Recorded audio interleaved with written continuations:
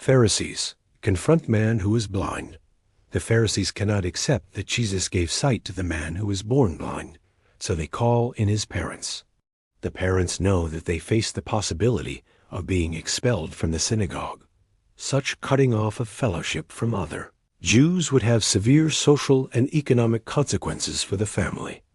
The Pharisees ask two questions. Is this your son who you say was born blind? How then does he now see? The parents reply, we know that this is our son, and that he was born blind. But how it is that he now sees, we do not know. Or who opened his eyes, we do not know.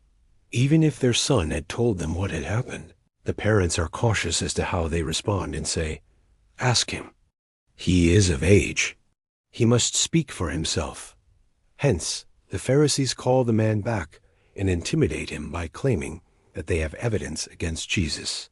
Give glory to God, they demand. We know that this man is a sinner.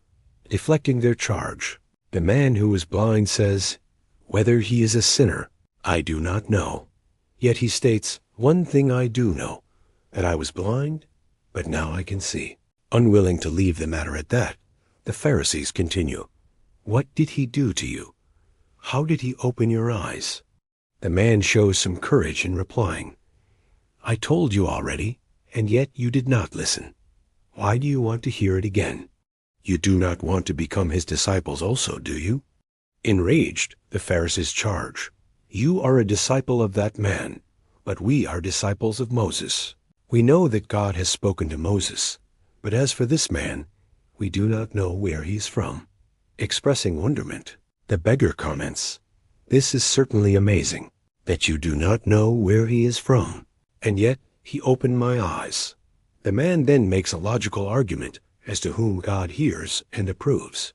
We know that God does not listen to sinners, but if anyone is God-fearing and does his will, he listens to this one.